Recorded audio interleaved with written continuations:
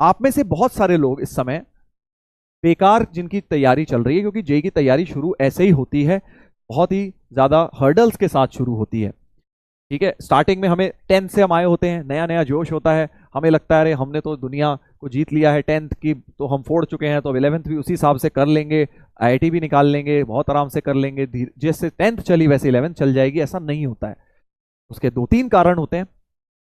पहला कारण होता है कि 10th और 11th के कॉन्सेप्ट्स में ही बहुत ज्यादा जंप है। 10th is relatively easy, 11th में एक चैप्टर में ही पूरा संसार है, वेयर 10th में ऐसा नहीं होता था। एक चैप्टर है, उसमें दो तीन फॉर्मूले हैं, उसी पे क्वेश्चन बनते जाएंगे, लगाते जाओ। यहाँ पे variety of question her chapter में बहुत ज्यादा है, तो बच्चों को 10th से 11th में जंप में प्रॉब्लम आती है। मुझे भी आई थी नेचुरली, यस। और उसके बाद दूसरी बात ये कि हमें यहाँ रेगुलर पढ़ना पड़ता है। वहां पे हमें ऐसा लगता है कि भाई कभी नहीं भी पढ़े, जैसे कुछ लोगों की क्लास मिस हो गई तब भी समझ आ जाएगा, यहाँ ऐसा नहीं होगा। तो अब हुआ क्या कि हम लोग जब कोटा गए तो पहले तो मैं 2 दिन लेट हो गया था ज्वाइन, मतलब जो जिस दिन बैच स्टार्ट होना था उसके 2 दिन बाद पहुंचा। बड़े एक्साइटमेंट में था कि यार बढ़िया करके 10th फोड़ा है, बोर्ड वोर्ड मतलब 10th में अच्छा करके, सब स्कूल में अच्छा ही कर रहे थे, तो अब 11th में आए हैं, मजा आएगा। जबरदस्त तरीके से तैयारी शुरू करी, एक्साइटमेंट फुल था। बट जब गए तो 2 दिन किसी कारण से लेट हो गए। हमने कहा कोई नहीं, 2 ही दिन तो मिस हुए हैं, जैसे तुम्हें लगता है, कोई नहीं लेट ज्वाइन कर लेते हैं। अब हमारे टाइम पे क्या था, रिकॉर्डिंग ये सब नहीं होता था ना, टेक इतना इन्वॉल्व नहीं था पढ़ाई में, तो नॉर्मल कन्वेंशनल पढ़ाई होती थी, टीचर बोर्ड पे आके पढ़ा गए और आपने जो लिख लिया ठीक है, नहीं तो वो ब्लैक बोर्ड से रब कर देंगे। तो अब 2 दिन का तो हमारा बिल्कुल जीरो हो गया, क्योंकि हमने कुछ पढ़ा ही नहीं था 2 दिन। फिर थर्ड डे से मैथ्स और केमिस्ट्री तो किसी तरह समझ आने लग गई थी। मैथ्स में यही बेसिक मैथ चल रहा था, केमिस्ट्री में वही मूल कॉन्सेप्ट जो तुम्हारा चल रहा होगा, है ना। और उसके बाद बट फिजिक्स में क्या चल रहा था, हमारा फिजिक्स जो तुम शायद कर रहे होगे, यूनिट डायमेंशन वगैरह शायद सर करा रहे हो, आई डोंट नो क्या, तो वो तो खत्म हो गया था बहुत जल्दी। बट वेक्टर शुरू हुआ उसके बाद।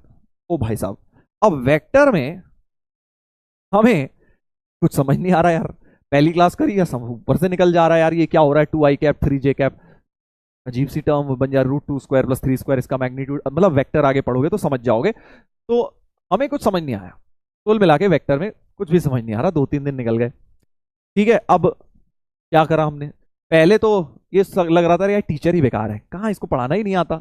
इस टीचर ने हमें ऐसे वेक्टर पढ़ाया कि हमें समझ ही नहीं आया, तो किसकी गलती हुई, टीचर की तो हुई ना भाई, हमारी थोड़ी गलती है। टीचर ने पढ़ाया ऐसे कि समझ नहीं आया, तो गलती तो टीचर की है। फिर हमने कंप्लेन करने की कोशिश करी, अरे यार टीचर बहुत बेकार है, चेंज करवाओ इनको यार, पढ़ाते समय सही से नहीं है। तो ऐसा होता था ऑफलाइन बैचेस में। तो खैर हमारी बात किसी ने सुनी नहीं, इग्नोर कर दिया गया। और अब यार धीरे धीरे फिर क्या हुआ, कॉन्फिडेंस लो होने लग गया कि समझ ही नहीं आ रहा कुछ, फिजिक्स क्लास में जाने का मन ही नहीं करता था। फिर लगा कि यार क्यों ही कर रहे हैं, क्या ही तैयारी कर लेंगे, ऐसी तैयारी क्या ही हो रही है यहाँ कोटा में, जबरदस्ती का नाम है, मतलब अपने मन में ख्याल चल रहे हैं बढ़िया बढ़िया, अरे फालतू के लोग हैं यार, इनको पढ़ाना वढ़ाना आता नहीं है, कोटा में आ गए हैं, इनको नहीं पता बच्चे को क्या प्रॉब्लम आ रही है, ये लोग नहीं। फिर हमने अगले दिन बैठे, फिर नेक्स्ट डिस्कशन क्या हो रहा है, अरे यार कोटा में क्या पढ़ेंगे, हम अपने होम टाउन चले जाते हैं, जो सर हमें 10th तक पढ़ाते थे हम उन्हीं से आईआईटी की तैयारी भी कर लेंगे, उनसे ट्यूशन ले लेंगे और उनको बोलेंगे कि सर आप ही पढ़ा दो, आपका पढ़ा है वो समझ आता है हमें। ये नहीं पूछा हमने, इतने बोले थे कि सर से पूछ लें कि भैया आप आईआईटी लेवल का पढ़ा भी लेंगे कि नहीं, बट हमने ये सब नहीं पूछा, हम अपने मन में कहानियां बना रहे हैं कि यार कोटा वोटा बेकार है, चलेंगे अपने होम टाउन में, वहीं अपने 10th वाले सर से आईआईटी की तैयारी कर लेंगे, वो अच्छा पढ़ाते थे, उनका समझ आता था, और उनसे ही बोलेंगे फिजिक्स वाले सर से जो साइंस पढ़ाते थे कि आप फिजिक्स आईआईटी लेवल की पढ़ा देना। ठीक है भाई, अब हुआ क्या कि मतलब ये डे टू डे समझ रहे हो ना, धीरे धीरे लेवल आपका जो है डिसएंगेजमेंट का बढ़ता जा रहा है, मजा नहीं आ रहा, मजा नहीं आ रहा, करते करते एक दिन आप सोचते हो यार टीचर बेकार है, अगले दिन हमने सोचा यार चेंज कराते हैं, फिर अगले दिन नहीं समझ आ रहा और तो कोटा ही बेकार है, फिर उससे अगले दिन सभी कुछ बेकार है, आईआईटी की तैयारी बेकार है, फिर अगले दिन लगने लगा यार आईआईटी कोटा यहाँ पे तैयारी हो ही नहीं सकती। फिर उसके अगले दिन हमें बिल्कुल प्लान बना लिया कि यार अब तो यहाँ से वापस भागना है भागना है यहाँ से वापस, यार क्या करेंगे यहाँ तैयारी है यार, एक तो क्या होता है अकेले रहते हो, वैसे ही इतना ज्यादा स्ट्रेस होता है, पहली बार घर से बाहर निकले होते हो, घर की भी यादें आ रही होती हैं, तो हमने प्लान बना लिया कि यार घर पे फोन करेंगे और यहाँ से भागेंगे, कोटा से वापस आने की तैयारी। तो घर पे फोन मिलाया, पहले क्या होता था मोबाइल वगैरह होते नहीं थे, पीसीओ पे जाके वो 2 रुपए डाल के पीसीओ से नंबर रिंग करा, घर पे मम्मी ने फोन उठाया और हमने बोल दिया कि भाई ऐसे ऐसे हमें नहीं पढ़ना है यहाँ कोटा में, यहाँ पे सब बेकार हैं, टीचर वीचर बेकार हैं।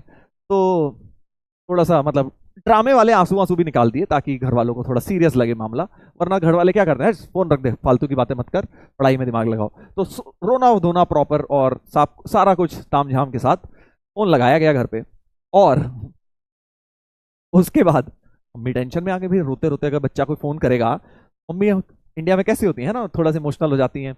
फिर मैंने बोला भाई मुझे कुछ नहीं सुनना, मुझे कुछ नहीं करना, मेरे को तो बस वापस जाना है, I need to go back, और वहीं पे मैं तैयारी करूंगा, यहाँ पे कुछ मेरा नहीं होने वाला, IIT वाईटी में सिलेक्शन नहीं होगा।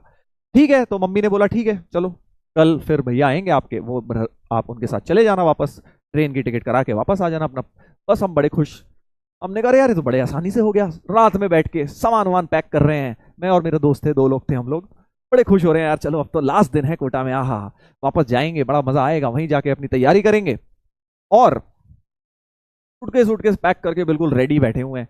अगले दिन भैया आए, बस हम कह रहे चलो जी रेडी हम तो चले। वो बोले अरे रुक जाओ, कल की ट्रेन की टिकट मिली है, आज की मिली नहीं है, तो आज और रुक जाते हैं, रात में घूम लेंगे कोटा वोटा और उसके बाद कल चले जाएंगे। मैंने कहा ठीक है चलो, ये भी कोई बुराई नहीं है। मैंने कहा क्लास नहीं जाएंगे, मैंने कहा ठीक है मत जाओ। फिर भाई साहब क्या हुआ, फिर ये बात हुई कि भाई उन्होंने एक बात बोली मुझसे कि यार तुमने अपना 100% दे दिया है ना, मतलब ऐसा तो नहीं है ना कि तुम जबरदस्ती बस बहाने मार के भाग रहे हो और ट्राई व्राई तुमने किया नहीं है और बस भागना चाहते हो। मैंने कहा नहीं नहीं ऐसा कुछ नहीं है, सब टीचर वीचर बेकार हैं, सब कुछ नहीं पढ़ाते यहाँ पे, नाम है इनका, बस पैसे वैसे लेने के लिए इन्होंने किया हुआ है, धंधा बना रखा है एंड ऑल, वो सारे बहाने जो कॉमन होते हैं। फिर ठीक है, घर वाले बोले ठीक है, तो फिर तुमने डिसाइड कर लिया तो चल लेंगे। ज्यादा उस टाइम पे क्या होता है, मम्मी पापा कुछ कहते नहीं थे कि ठीक है जो डिसाइड किया है, आना भी तुम्हारी मर्जी थी, जाना भी तुम्हारी मर्जी है, तो चले जाओ। फिर भाई साहब रात में जब हम सोने गए, पंखा देख रहे थे ऊपर गोल घूमते हुए, पंखा देखते देखते मैंने बताया ना सोच, दिमाग में इंसान की सोच आती है उस टाइम, जो लेट रहे होते हो कि सोचते हो आप आज दिन में क्या हुआ कैसे हुआ। तब मेरे को एक बात रियलाइज हुई कि यार बोल तो दिया है मैंने कि भाई हमने अपना 100% दे दिया था, बट एक्चुअल में तो मेरे को पता था कि मैंने नहीं दिया, मैं तो टीचर्स पे ब्लेम ही डाला था।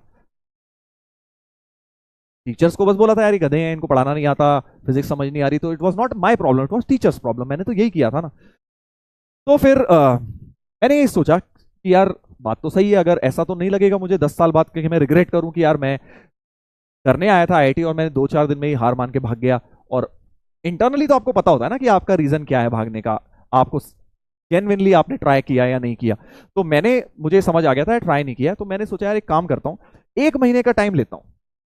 क्या सोचा मैंने, 1 महीने का टाइम लेता हूँ। नेक्स्ट डे फिर मैं गया नहीं, मैंने बोला कि भाई 1 महीना और देखता हूँ, अब मैं 100% और दूंगा, अगर मुझे अब भी नहीं समझ आएगा तो फिर मैं चले जाऊंगा।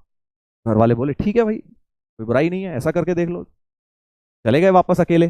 फिर मैंने 1 महीने लग के एफर्ट किया, ये नहीं सोचा कि यार टीचर बेकार है इनको नहीं आता, मैंने अपना जेन्युइनली 100% दिया। वेक्टर्स कैसे पढ़े, फ्रेंड से पूछा, जो जो अवेलेबल था, डाउट्स में टीचर अवेलेबल थे उनसे पूछा, एफर्ट किया, बहुत हार्ड वर्क किया 1 महीने। ट्रस्ट मी, मतलब वो 1 महीना ऐसा था कि यार ऐसा लगता था कि खाने पीने का भी टाइम नहीं है, सोने का भी टाइम नहीं है, बस एफर्ट करके किसी तरह अपनी गाड़ी को पटरी पर ले आए।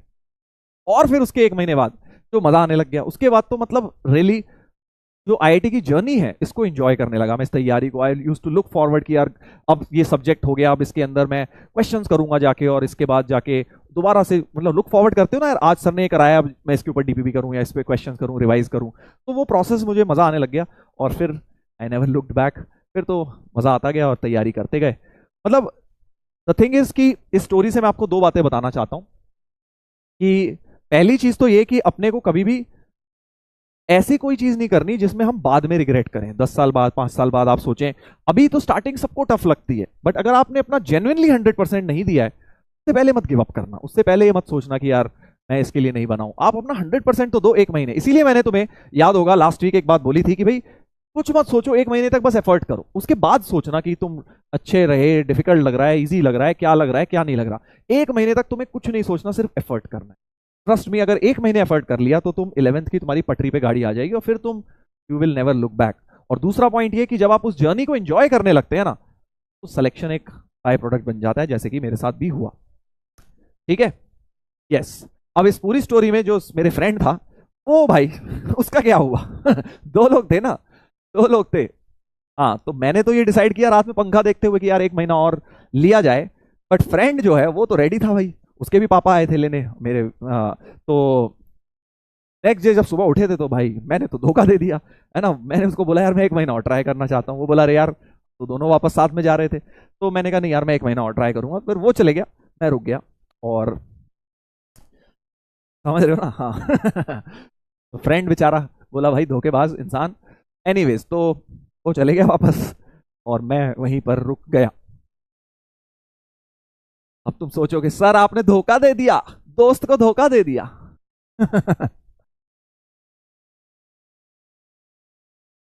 यस, धोखा नहीं था यार। अब मेरे को जो सही लगा अपने लिए मैंने वही किया। गद्दारी।